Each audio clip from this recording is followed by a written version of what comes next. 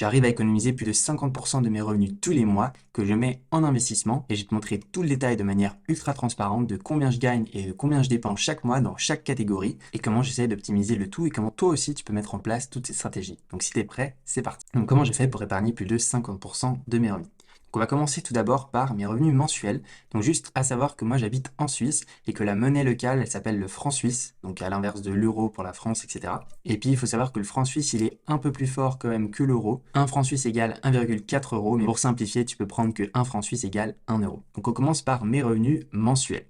Donc j'ai d'abord mon activité principale qui est mon activité de salarié en tant que codeur médical où je gagne 7 275 francs bruts et ensuite en net, donc après les cotisations sociales, donc premier pilier, deuxième pilier pour les Suisses qui suivent cette vidéo, j'ai 6 432 francs net qui arrivent sur mon compte bancaire. Ensuite, j'ai aussi mon activité d'indépendant sur les réseaux sociaux en tant que créateur de contenu, etc.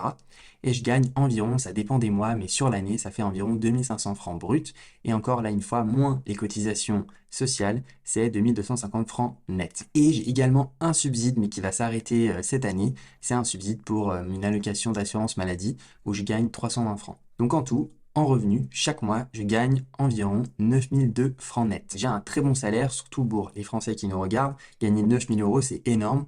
Pour la Suisse, c'est pas non plus si énorme, si ça reste quand même très intéressant, mais il y a des salaires qui vont beaucoup plus haut. C'est quand même un pays où le coût de la vie est plus élevé, donc les salaires sont aussi plus élevés. Avant de passer à mes dépenses, je voulais faire une petite annonce vidéo. J'aimerais bien faire plusieurs vidéos où je partage le budget d'abonnés dans le but de pouvoir justement inspirer, motiver et puis montrer en toute transparence les différents budgets de différents types de personnes, que ce soit des étudiants, des salariés, des personnes retraitées, enfin peu importe. Puis ce serait cool de pouvoir partager les astuces qu'on utilise pour pouvoir économiser, les bons plans qu'on met en place pour pouvoir peut-être gagner de l'argent ou bien essayer de moins en gaspiller dans certains endroits. Donc si jamais ça t'intéresse, tu peux m'écrire à l'adresse mail qui s'affiche du coup ici, gumifinance@gmail.com. Ensuite, je te répondrai à cet email où je t'enverrai un petit lien Google Sheet où tu pourras remplir ton budget. Donc tu mettras tes chiffres, combien tu gagnes par mois, tes dépenses fixes, variables, etc. T'inquiète pas, tout est déjà bien dans des cases, il faut juste remplir. Ensuite, on pourra en discuter en vidéo, voir si tu veux optimiser des choses avec moi, totalement gratuit. Et après, si tu es d'accord, je pourrais utiliser tes informations pour faire une vidéo. Si tu veux apparaître ou non, ce sera libre de ton choix. Si tu veux que j'anonymise tout, il n'y a aucun souci. Et puis voilà, ça permettra de créer du contenu et de partager avec la communauté. N'hésite pas à m'écrire sur l'email si tu veux ce petit audit financier gratuit avec moi. Donc ensuite, on passe à mes dépenses fixes mensuelles. Donc j'ai des dépenses à la fois fixes, donc qui sont récurrentes tous les mois, je sais plus ou moins je vais gaspiller, et d'autres dépenses que j'appelle variables qui peuvent varier selon le mois, selon les périodes de l'année. D'abord, il y a le loyer de mon appartement, donc qui est à 1580 francs. Donc ça peut paraître conséquent, mais c'est un très bel appartement. Je sais que je pourrais trouver un loyer un peu moins cher, mais j'aime quand même bien l'appartement. On est deux à vivre dedans et franchement, il est superbe. Alors je regarde au cas où je pourrais trouver un appartement plus petit, tout aussi sympa, mais c'est pas évident de trouver un appartement où j'habite. Il y a une crise de logement en Suisse. Pour l'instant, c'est clair que c'est un peu élevé. Mais en tout cas, c'est l'un de mes seuls kiffs, l'appartement, être bien dedans. En tout cas, pour l'instant, ça me prend ensuite au niveau des charges de mon appartement, donc chauffage et puis eau. On est à 220 francs. Ensuite, en Suisse, on doit payer une prime d'assurance maladie. Moi, je paye 350 francs et à savoir déjà que c'est pas mal moins cher parce que j'ai bien optimisé mes dépenses. Je suis pas très souvent malade, donc j'ai une haute franchise et du coup, je paye une faible mensualité, mais il y en a qui payent facilement 500 francs tous les mois, donc ça revient très très cher. Ensuite, niveau internet et téléphonie, je m'en sors avec 50 francs par mois. J'ai un abonnement mobile chez Lidl Connect et j'ai internet avec salt.ch. Ensuite, il y a l'assurance ménage. Si jamais on abîme quelque chose dans l'appartement, ce sera couvert par l'assurance ménage. Il y a la nourriture et les courses. Donc là, je mets dedans toute l'alimentation pour le mois et aussi les objets du quotidien, que ce soit le shampoing, le PQ, etc. Ensuite, les transports. Moi, je travaille principalement à la maison, mais quand je me déplace, c'est en vélo. Donc j'ai mis à peu près 20 francs. Si jamais j'ai mon pneu qui crève, etc., c'est largement suffisant. Et puis ensuite, je l'ai inclus, mais sans l'inclure. Vous allez comprendre pourquoi à la fin de la vidéo. Il y a mes impôts que en fait je paye par acompte déjà tous les mois, qui sont de 1583 francs. Donc c'est environ 17-18% de mes revenus. Donc en tout, ça me fait 2630 francs de dépenses fixes mensuelles. Et si on inclut les impôts, on est à 4213 francs. Ensuite, on passe à mes dépenses variables. Là, comme je l'ai dit, ça va dépendre des mois de l'année, etc. Donc j'ai mis en mensuel environ 250 francs pour les vacances. Donc à savoir que sur l'année, ça ferait 2000-3000 francs pour des vacances, ce qui me paraît raisonnable si on part 2-3 semaines quelque part, on se fait plaisir, le resto, etc. Ensuite, justement, quand je sors dans le mois au restaurant, j'en ai un pour environ 100 francs. Je ne suis pas quelqu'un qui sort tous les soirs au restaurant, mais voilà. Ensuite, loisirs et sorties autres, que ce soit, je sais pas, cinéma, aller boire quelque chose avec ses amis, voilà, 100 francs. Achats divers, ça peut être un objet électronique, etc. Voilà. Les vêtements, je suis pas non plus un grand dépensier, j'ai pas vraiment des habits de marque, etc. Je m'en fiche un peu. Moi, tant que je suis confortable, ça va. Donc environ 15 francs par mois. Les cadeaux, c'est les cadeaux d'anniversaire, les cadeaux pour les occasions spéciales, etc. Autre, c'est un peu tout ce qui ne rentre pas dans les catégories, que ce soit des fois des frais de port d'une commande, des frais administratifs qu'on a oublié de payer, etc. Donc 150 francs. Et puis dette zéro, j'ai pas de crédit à la consommation, j'ai pas de leasing de voiture, etc. Pas non plus d'hypothèque, d'appartement à rembourser, etc. Donc là, zéro pour l'instant. Qui fait un total de 815 francs environ. Et du coup, maintenant si on passe à la partie la plus croustillante, c'est les revenus moins les dépenses. Et on va voir mon taux d'épargne, c'est-à-dire combien par rapport à mes revenus je mets en épargne, en tout cas j'épargne tous les mois. Donc si on reprend les chiffres, on a 9002 francs de revenus mensuels nets, moins les 3445 francs de dépenses, qu'elles soient fixes et variables combinées, ça me fait du coup 5557 francs qui me restent à la fin. À savoir qu'il y a aussi les impôts que j'ai pas pris en compte dans la première ligne. Si on les prend en compte, il me reste que 3974 francs. Je fais le calcul avec les impôts et sans les impôts, parce que classiquement, quand on calcule son taux d'épargne, donc combien de pourcents je garde de mon salaire, donc imaginons j'ai 50% de taux d'épargne, ça veut dire que la moitié de mes revenus, je ne les dépense pas, je les ai à disposition. Et classiquement, ce taux d'épargne, on le calcule sans compter les impôts, parce que forcément, on va payer des impôts, donc il ne pourra jamais être à 100% ce taux d'épargne.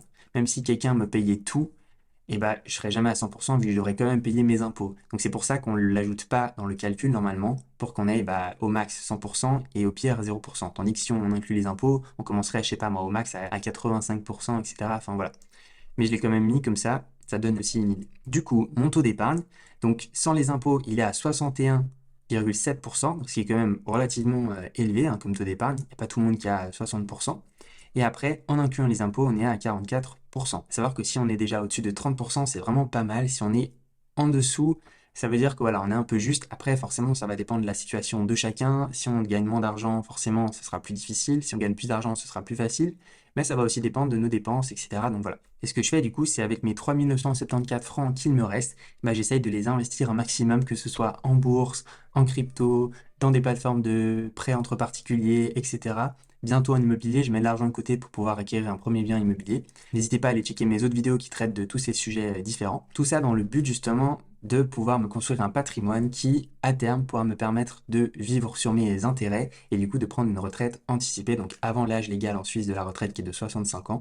Possiblement, j'aimerais bien la prendre à 45 ans et pouvoir ensuite être libre financièrement et pouvoir profiter de la vie sans être obligé de travailler. Ça ne veut pas dire que j'arrêterai de travailler complètement, mais en tout cas, j'aurai ce choix de continuer ou non quand j'aurai l'âge de 45 ans. Et à savoir que mon objectif financier, alors il varie un peu parce que ça dépend si je prends en compte la personne avec laquelle je vis ou bien moi tout seul. Mais si je suis tout seul, je pense que 1,5 million, ça devrait suffire. En tout cas, si je reste habité en Suisse. Et après, c'est sûr que si je déménage dans un autre pays où le coût de la vie est moins cher, je pourrais descendre un peu ce seuil, je sais pas moi, à 800 000, 1 million, pour vivre confortablement dans un autre pays, je sais pas, exemple sud de l'Espagne, etc. Et du coup, là, je vous ai mis aussi la répartition de mes sources de dépenses pour voir un peu qu'est-ce qui prend le plus de part dans mes dépenses. Donc, on voit ici en bleu mon loyer. Le loyer en Suisse, c'est quand même une partie très importante hein, des dépenses des ménages. C'est la partie où justement je pourrais optimiser, je pourrais justement diminuer mon loyer, trouver un appartement plus petit. C'est en cours, mais c'est pas évident. Et puis voilà, si vraiment on a une réponse positive, tant mieux, on ira checker et puis peut-être qu'on déménagera. Si on n'a pas, c'est pas grave pour l'instant. Et puis voilà. Ensuite, on voit ici en vert qu'il y a les impôts.